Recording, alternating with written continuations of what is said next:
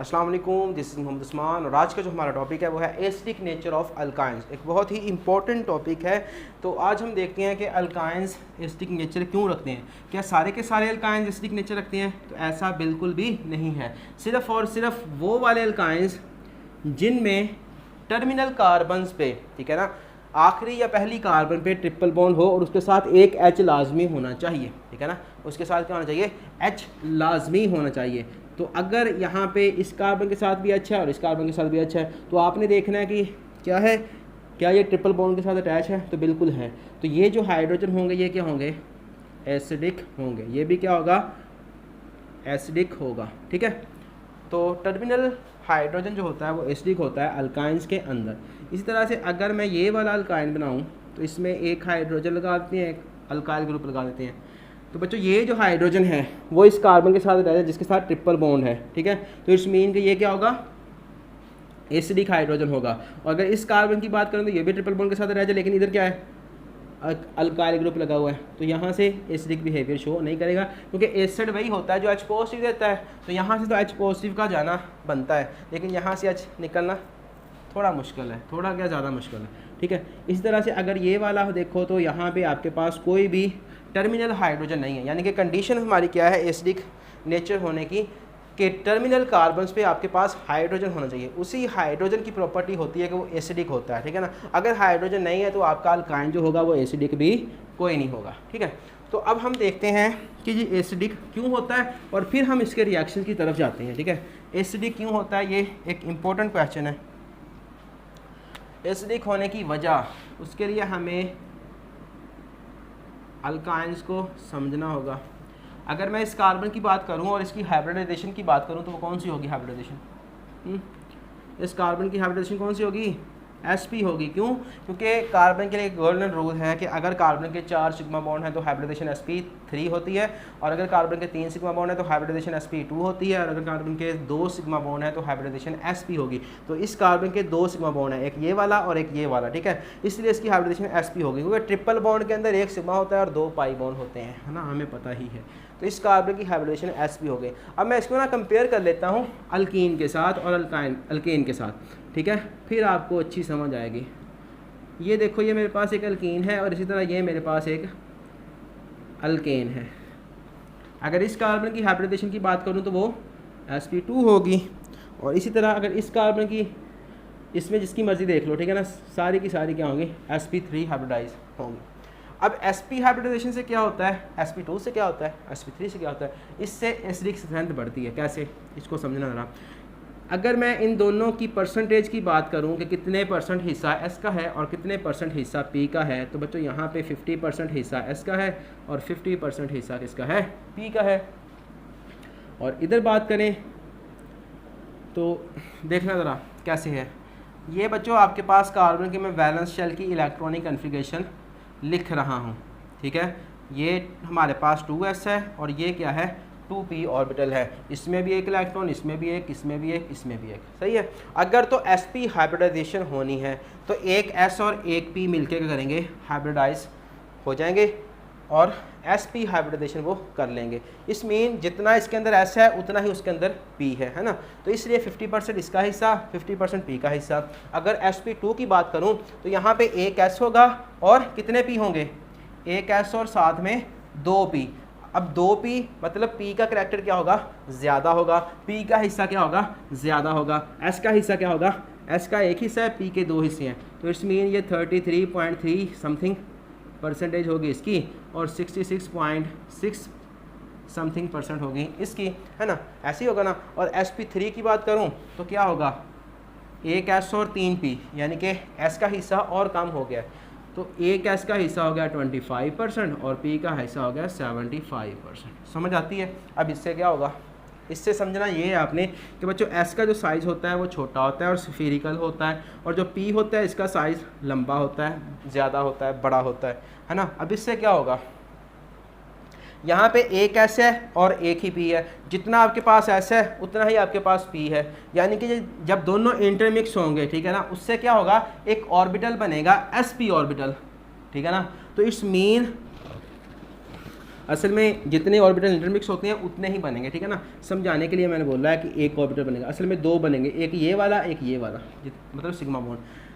तो जो आपके पास sp हाइब्रिडाइज ऑर्बिटल बनेगा उसका साइज़ क्या होगा, छोटा होगा। छोटा साइज़ होने की वजह क्या है, क्योंकि s का करैक्टर भी उतना ही है, s का हिस्सेदारी भी उतनी ही है जितनी p की है ना। तो p का जो साइज़ होगा वो उसको कम कर देगा और उसकी वजह से आपके जो इलेक्ट्रॉन होंगे, ठीक है, वो क्या हो जाएंगे, इस कार्बन के बिल्कुल पास आ जाएंगे। ये आपका कार्बन है, ये लूब है और ये भी लूब है, ठीक है ना। मतलब ये हाइब्रिडाइज ऑर्बिटल को शो करने का तरीका है। तो यहाँ पे आके क्या करेगा, हाइड्रोजन बॉन्डिंग कर लेगा। अगर इसको देखें तो बच्चों इसमें एक S है और 2 P है, यानी कि P का हिस्सा क्या है, ज़्यादा, और P का साइज़ बड़ा होता है। तो P का साइज़ बड़ा है तो जो ऑर्बिटल उससे बनने वाला है वो भी क्या होगा, बड़ा होगा, है ना। ऐसे ही होगा ना, समझ तो नहीं आ रही, पता नहीं आ रही है कि नहीं आ रही। और अगर sp3 की बात करूं तो यहाँ पे क्या होगा बच्चों, इसमें 3 P हैं, है ना। 3 P की वजह से क्या होगा, आपका जो ऑर्बिटल बनेगा उसमें P के करैक्टर ज़्यादा होगा और P का साइज़ बड़ा होता है, जिसकी वजह से जो ऑर्बिटल नया बनेगा उसका साइज़ भी क्या होगा, बड़ा होगा। ये आपके पास क्या हो गया, वहाँ पे आके H शेयरिंग कर लेगा, है ना। ऐसे ही होगा ना। अब ये क्या हुए हैं, इसमें जो बॉन्डेड इलेक्ट्रॉन्स हैं वो ये वाले 2 हैं, वो किसके पास है, इस न्यूक्लियस कार्बन के पास। इसमें इलेक्ट्रॉन थोड़े दूर हैं, इसमें और ज़्यादा दूर हो जाते हैं। इससे क्या इफेक्ट होने वाला है ये समझना ज़रा बच्चों। मेरे पास एक बॉन्ड है F बॉन्ड H और एक मेरे पास बॉन्ड है C बॉन्ड H, ठीक है। ये मैं एग्जांपल दे रहा हूँ आपको। F की बच्चों इलेक्ट्रॉन एक्टिविटी क्या है, ज़्यादा। अगर इलेक्ट्रॉन एक्टिविटी ज़्यादा है तो H को ये कर लेगा, पास कर लेगा। H क्यों पास आएगा, क्योंकि जो बॉन्ड बना है, ठीक है ना, ये जो बॉन्ड बना है ये एक इसका इलेक्ट्रॉन यूज़ हुआ है, एक इसका इलेक्ट्रॉन यूज़ हुआ है। तो ये असल में क्या कर रहा है, अपने इलेक्ट्रॉन्स, जो द बॉन्ड के इलेक्ट्रॉन्स हैं ये वाले, इनको खींच रहा है। इनको खींचेगा तो उससे क्या होगा, आपका जो हाइड्रोजन है ना वो इसके पास आ जाएगा और बॉन्ड लेंथ क्या हो जाएगी, छोटी हो जाएगी। और अगर ये भाई साहब जो कार्बन है ये इस H को खींच रही है, लेकिन ये इतनी ज़्यादा इलेक्ट्रॉन एक्टिव नहीं है जितना फ्लोरीन था, ठीक है ना। इट्स मीन कि ये कम खींचेगा, तो कम खींचेगा तो बॉन्ड की लेंथ जो होगी वो क्या होगी, ज़्यादा होगी। तो अगर यहाँ पे बॉन्ड की लेंथ कम हुई है, इससे क्या होगा, इसकी इलेक्ट्रॉन एक्टिविटी बढ़ जाएगी। तो इसकी इलेक्ट्रॉन एक्टिविटी क्या होती है, ज़्यादा होती है। इन दोनों की क्या होती है, कम होती है। सबसे ज़्यादा इलेक्ट्रॉन एक्टिविटी इसकी होगी, क्यों, क्योंकि इसमें बॉन्डेड इलेक्ट्रॉन्स कार्बन की तरफ आ गए हैं, ठीक है ना, साइज छोटा होने की वजह से। यहाँ पे इलेक्ट्रॉन एक्टिविटी इससे ज़्यादा होगी, ठीक है ना। लेकिन हम बात कर रहे हैं अपने इथाइन की। अब इलेक्ट्रॉन एक्टिविटी से क्या होगा, है ना। असल क्वेश्चन ये है कि इलेक्ट्रॉन एक्टिविटी से क्या होता है बच्चों। इसको समझना ज़रा कि ये मेरे पास एक HNO3 एसिड है, ठीक है। ये आयोनाइज होगा किस में, H+ में और NO3 नेगेटिव के अंदर। अब एसिडिक थ्योरीज क्या कहती हैं आपको, कि एसिड वो होता है जो H पॉजिटिव देता है। तो ये एसिड है, इसने H पॉजिटिव दे दिया। अब स्ट्रॉन्ग एसिड वो होता है जो जितने ज़्यादा H पॉजिटिव देता है। तो ये एक स्ट्रॉन्ग एसिड है, ये काफ़ी ज़्यादा H पॉजिटिव सोल्यूशन के अंदर दे सकता है, ठीक है। अब लॉरी ब्रॉन्सन का एसिड बेस कंसेप्ट पढ़ें तो उसने कहा था कि जो स्ट्रॉन्ग एसिड होता है, मतलब जो भी एसिड होता है उसकी कॉन्जुगेट बेस होती है, और जो आपके पास स्ट्रॉन्ग एसिड होगा उसकी जो कॉन्जुगेटेड बेस होगी वो क्या होगी, वो वीक होगी, ठीक है ना। कॉन्जुगेट बेस क्या होगी, वीक होगी। अगर आपके पास एसिड स्ट्रॉन्ग है तो उसकी जो बेस होगी, कॉन्जुगेटेड बेस जो होगी वो क्या होगी, वीक होगी। इसका मतलब कि अगर एसिड स्ट्रॉन्ग होता है तो कॉन्जुगेट बेस जो होती है वो स्टेबल होती है। अगर ये चीज़ स्टेबल है तो इसी वजह से एसिड इसमें कन्वर्ट हो रहा है। ये चीज़ स्टेबल है तो इसी वजह से आपका एसिड इसमें कन्वर्ट हो रहा है। और इलेक्ट्रोनेगेटिव एटम आपके पास N है और उस पर क्या है, नेगेटिव चार्ज है। तो नेगेटिव इलेक्ट्रोनेगेटिव एटम पे नेगेटिव चार्ज क्या होता है, स्टेबल होता है। अब यहाँ पे देखो इस कार्बन की इलेक्ट्रोनेगेटिविटी sp हाइब्रिडाइजेशन की वजह से क्या हो गई है, ज़्यादा हो गई है। ज़्यादा होने की वजह से ये जो बॉन्डेड के इलेक्ट्रॉन्स होंगे ना इनको अपनी तरफ अट्रैक्ट कर लेगा, जिससे फ़र्क क्या पड़ेगा, उससे फ़र्क ये वाला पड़ेगा कि ये आपका ट्रिपल बॉन्डेड कार्बन है और ये आपका हाइड्रोजन है, ठीक है ना। अब क्या हुआ है, इस कार्बन की इलेक्ट्रॉन एक्टिविटी बढ़ गई है। इलेक्ट्रॉन एक्टिविटी बढ़ने से ये जो बॉन्ड के इलेक्ट्रॉन थे सेंटर में, उनको अपनी तरफ खींच लिया इसने, वो आगे यहाँ पे सपोज, तो इसकी वजह से इस पर काफ़ी ज़्यादा पार्शियल नेगेटिव आ जाएगा और इस पर काफ़ी ज़्यादा पार्शियल पॉजिटिव चार्ज आ जाएगा। अब जितना ज़्यादा पार्शियल पॉजिटिव इस पर आएगा उतना ही ये चाहेगा कि मैं यहाँ से लीव कर जाऊँ, मुझे कोई इलेक्ट्रॉन दे दे, ठीक है ना, मैं इसको बस छोड़ दूँ यहाँ से। तो बच्चों जितना ज़्यादा पार्शियल पॉजिटिव आता है ना उतना ही जल्दी ये यहाँ से लीव करेगा, ठीक है। तो अब यहाँ पे पार्शियल पॉजिटिव काफ़ी ज़्यादा आ गया है, तो इस वजह से बेस की मौजूदगी में ये H पॉजिटिव यहाँ से निकल जाएगा, है ना। तो अब क्या हुआ है, कार्बन पे नेगेटिव चार्ज आ गया। अब आपने इसको समझना है लोरी ब्रोंस्टेड एसिड बेस के हिसाब से कि अगर आपका एसिड है तो उसकी कॉन्जुगेट बेस क्या होती है, वीक होती है ना। तो ये क्या है, कार्बन है, इसकी इलेक्ट्रोनेगेटिविटी ज़्यादा हो गई है तो इस पर नेगेटिव चार्ज है, ठीक है। और इलेक्ट्रोनेगेटिव एटम पे क्या होता है, नेगेटिव चार्ज स्टेबल होता है, तो मतलब ये इस चीज़ में कन्वर्ट हो जाएगा। इसी वजह से जो एसिडिक प्रॉपर्टी जो है इथाइन एसिटाइलिन खास तौर पे वो एसिडिक प्रॉपर्टी शो करती है ड्यू टू sp हाइब्रिडेशन। और sp हाइब्रिडेशन में क्या होता है, इलेक्ट्रोनेगेटिविटी ज़्यादा हो जाती है और इलेक्ट्रोनेगेटिविटी ज़्यादा होने की वजह से जो कॉन्जुगेट बेस बनती है वो थोड़ी सी स्टेबल होती है। अब इसका ये मतलब नहीं है कि अल्काइन बहुत ज़्यादा एसिडिक बिहेवियर शो करेगा, ठीक है ना, ये एक वीक एसिड होता है, लेकिन इन दोनों भाइयों से ये ज़्यादा अच्छा खासा स्ट्रॉन्ग एसिड है, ठीक है। तो अब हम इसके रिएक्शन की तरफ चलते हैं जो कि हमारा असल टॉपिक है। समझ आई हो तो ठीक है, अगर कोई क्वेश्चन हो तो लाजमी पूछिएगा। अब हम रिएक्शंस की बात करते हैं। ये मेरे पास एक अल्काइन है और इस पे जब मैं सोडा हमाइड को NaNH2 को इन the presence of liquid ammonia NH3 reaction करवाता हूँ तो क्या होता है कि ये जो H होता है ना, कार्बन क्या करती है, ठीक है, ये आपकी एसिड है, ये क्या है, दोनों बेसिस हैं। तो एसिड बेस रिएक्शन होगा, क्या बनेगा आपके पास RC ट्रिपल बॉन्ड C और यहाँ पे आ जाएगा नेगेटिव चार्ज, ये इस H को छोड़ देगा, H को छोड़ देगा, ये आपका हो गया H पॉजिटिव। और ये आपका क्या बनेगा, यहाँ पे बच्चों Na आके जुड़ जाएगा, ये साल्ट बन गया है, ये H पॉजिटिव हो गया, ठीक है। तो अब ये जो साल्ट बना है ना असल में, ठीक है, ये एक बहुत ही वैल्यूएबल रिएजेंट बन गया है, ठीक है। इसकी बात बाद में करते हैं। अगर तो आपने यहाँ पे लिक्विड अमोनिया लिया है, NaNH2 लिया है, तो ये काम यहाँ से हो जाएगा और यहाँ पे आगे सोडियम मेटल जुड़ जाएगी। आप डायरेक्ट भी सोडियम को ऐड करवा सकते हो, कैसे, सोडियम को काफ़ी ज़्यादा गर्म करके इसको मेल्ट कर लो, ठीक है, उससे क्या होगा, ईजीली यहाँ से कार्बन का H निकल जाएगा और यहाँ पे नेगेटिव Na पॉजिटिव बन जाएगा, ठीक है। तो अब इस रिएक्शन को हम बहुत ही, जो इसकी इंडस्ट्रियल इम्पोर्टेंस है वो बहुत ज़्यादा है, क्योंकि हम इसको अच्छा खासा, ये एक अच्छा खासा रिएजेंट है और इसको मुख्तलिफ केमिकल्स बनाने के लिए यूज़ किया जाता है। जैसे अगर आपने अनसैचुरेटेड कार्बोक्सिलिक एसिड बनाना हो तो आप क्या करो, इसमें CO2 को ऐड कर दो इसी चीज़ में, ठीक है। होगा क्या, CO2 जैसे ही ऐड होगी यहाँ से Na को हटना पड़ेगा और आपके पास ये चीज़ बन जाएगी RC triple bond C single bond C double bond O negative और Na पॉजिटिव, ठीक है। क्यों Na पॉजिटिव यहाँ पे जुड़ा है, क्योंकि यहाँ पे बच्चों जो मीडियम है वो आपका क्या है, बेसिक मीडियम होगा, क्योंकि ये चीज़ जो आपने बनाई है ना इससे बनी है, ठीक है। तो बेस काफ़ी ज़्यादा होगी और अगर आप यहाँ पे H लगाना चाहते हो तो क्या करना है, आपने सिर्फ 2-3 ड्रॉप्स आपने एसिड के फेंकने हैं, यहाँ पे खुद ब खुद H आ जाएगा और वो आपका क्या होगा, कार्बोक्सिलिक एसिड बन जाएगा जिसमें ट्रिपल बॉन्ड होगा, ठीक है। एक ये इसकी वैल्यूएबल आपके पास एप्लीकेशन हो गई और दूसरी ये हो सकती है कि आप इस पर कोई एल्डिहाइड वगैरह को ऐड करवा सकते हो, है ना। तो एल्डिहाइड क्यों ऐड होगा, क्योंकि ये पार्शियल पॉजिटिव है, ये पार्शियल नेगेटिव चार्ज है। इस कार्बन पे पार्शियल पॉजिटिव क्यों है, क्योंकि ऑक्सीजन क्या है, इलेक्ट्रोनेगेटिव है, तो वो इस इलेक्ट्रोनेगेटिव एटम जो होता है वो इस कार्बन के इलेक्ट्रॉन्स को अपनी तरफ खींचेगा, जिसकी वजह से इसके पास इलेक्ट्रॉन की कमी होगी, यहाँ पे पार्शियल पॉजिटिव आ जाएगा और यहाँ पे क्या है, नेगेटिव चार्ज है, तो ये नेगेटिव चार्ज के साथ इस कार्बन के ऊपर अटैक करेगी। तो आपके पास कहने का मतलब ये है कि अल्कोहल जो है वो बन जाएगी, अनसैचुरेटेड अल्कोहल बनानी है तो ये रिएक्शन आप यूज़ कर सकते हो। एक और इम्पोर्टेंस आपको बता दूं कि इस तरीके से आप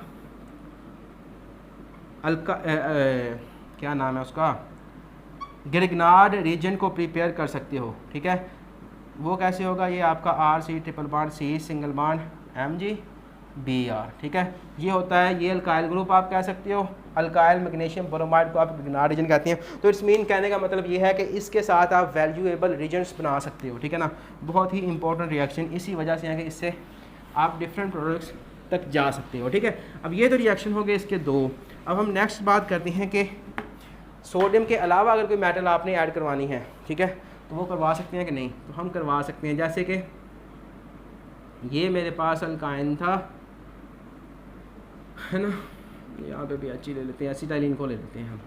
तो इस पे मैंने cuprous chloride in the presence of ammonium hydroxide, ठीक है, रिएक्शन हुआ तो क्या बनेगा? H हट जाएगा, उसकी जगह पे क्या आ जाएगा?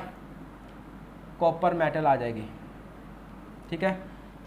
और साथ में आपके पास बन जाएगा अमोनियम क्लोराइड, ठीक है, और H2O, ठीक है, ये चीज़ें बन जाएंगी। तो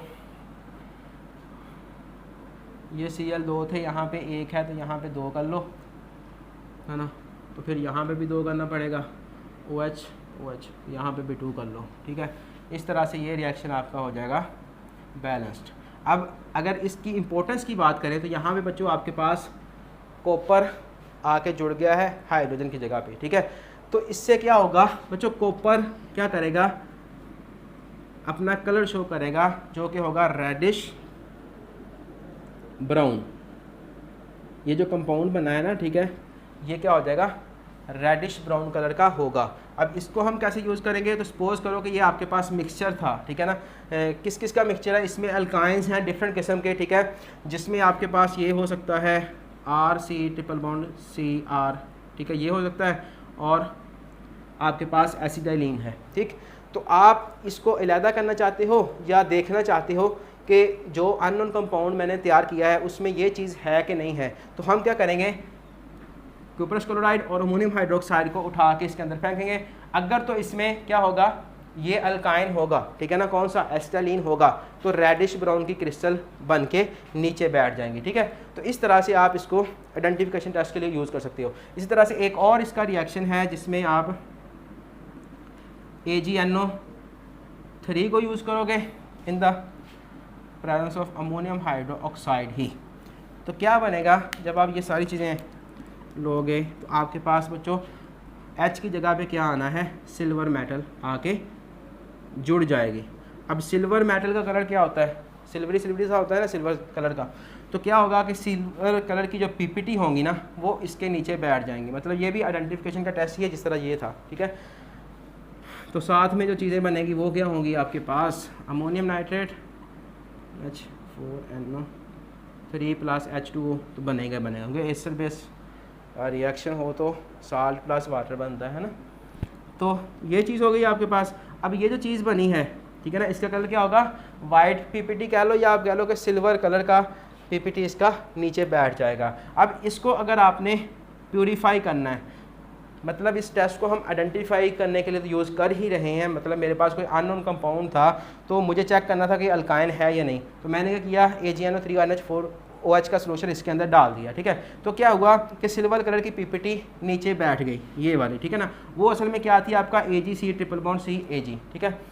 तो उससे अब आप इसको अलहदा करना चाहते हो, ठीक है। उसके लिए आपने क्या करना है? इसके अंदर आपने H2SO4 को या HNO3 को ऐड कर देना है। तो जैसे ही आप H2SO4 ऐड करते हो, ये बच्चों कन्वर्ट हो जाएगा दोबारा से अल्काइन के अंदर, यानी कि एसिटाइलिन के अंदर। इसी तरह से अगर आप इसमें HNO3 ऐड करते हो तो ये भी इसमें कन्वर्ट हो जाएगा, और साथ में यहाँ से Ag2SO4 निकलेगा, ठीक है। तो ये था सारा रिएक्शन, और यहाँ से Ag2NO3 निकलेगा, ठीक है। या आप कर लो 2AgNO3, ठीक है। इधर से निकलेगा जब आप HNO3 को ऐड करोगे। तो ये था सारा रिएक्शन जिसकी मैंने आपको एसिडिक नेचर क्यों होती है ये समझाया था, और इसके एसिडिक रिएक्शंस, और फिर इस रिएक्शंस की इंपॉर्टेंस आपको मैंने बताई है कि इसको हम आइडेंटिफिकेशन टेस्ट के लिए यूज़ करते हैं, ख़ास तौर पे टर्मिनल अल्काइन यानी कि एसिटाइलिन को आइडेंटिफाई करने के लिए, और या फिर इसको प्योरीफाई करने के लिए, ठीक है। ये रिएक्शन इसकी प्योरीफिकेशन के लिए यूज़ करते हैं हम, ये आइडेंटिफिकेशन के लिए यूज़ कर सकते हैं, ठीक है ना। इसको प्योरीफाई करने का मेथड आपकी बुक में नहीं था, तो आप अगर प्योरीफाई करना चाहते हो तो ये आप रिएक्शन लिखोगे, ठीक है। तो यहाँ तक क्वेश्चन हो तो लाजमी पूछेगा। Thank you very much.